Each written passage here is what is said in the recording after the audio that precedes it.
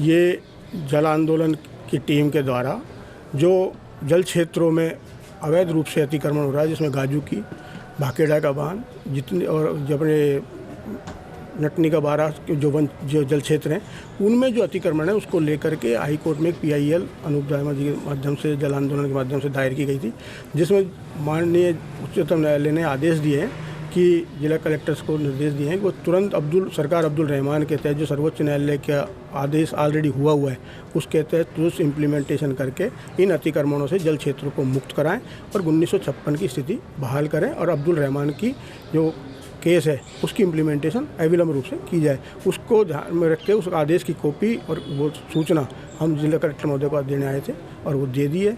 उन जिला कलेक्टर महोदय ने उनमें आदेश किए हैं, OIC नियुक्त किया है। उसके बाद देखते हैं कार्रवाई क्या होती है। अभी कार्रवाई नहीं हो पाएगी? नहीं, कार्रवाई क्यों नहीं होगी? कानून है, कानून से ऊपर देश जो चलता है कानून से चलता है और कानून को कोई भी नज़रअंदाज नहीं करेगा।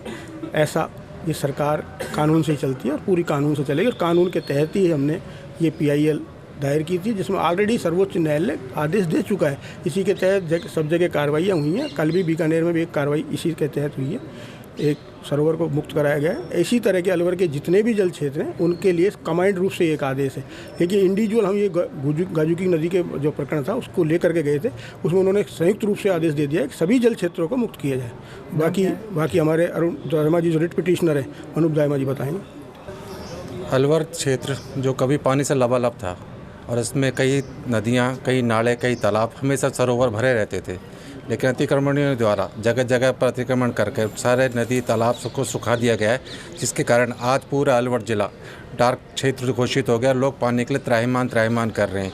इसी बात को जानकर हुए एक आंदोलन की आवाज़ आई जिसका नाम दिया गया अलवर जल आंदोलन। अलवर जल आंदोलन की टीम लगातार अलवर के सरोवरों को बचाने के लिए उस काम कर रही है, जिसके तहत उन्होंने गाजूका नदी का भी एक मुद्दा उठाया, जिसमें हमने देखा कि गाजूका नदी पर बहुत बड़ा अतिक्रमण हो रहा था, जिस पर अपने पूर्व में जब से आंदोलन शुरू किया तो नदी चोर लिख कर उस आंदोलन की शुरुआत की और पूर्व कलेक्टर को उसका आदेश दिया। हमने कहा वो अब्दुल रहमान की कॉपी दी और तो इस बारे में कहा कि वहाँ से अतिक्रमण हटाया जाए।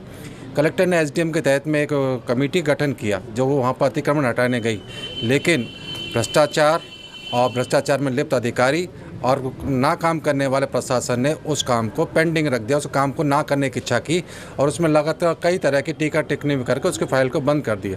हमने कई बार उनसे पूछा कि आपने बंद क्यों कर रखी है? बोले साहब हमको ऊपर से आदेश आएंगे, ऊपर से आदेश आएंगे। अनंतः हमको इंतजार करने के बाद हमने हाई कोर्ट में अपील दायर करी।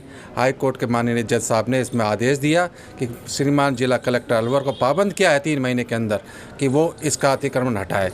ये अब आप कलेक्टर साहब से मिले हो तो क्या आश्वासन दिया? कलेक्टर साहब को हमने कॉपी दी और उनने हमारे आदेशों पर वो 3 महीने के अंदर वो कमेटी गठित करके उसको हटाया जाएगा।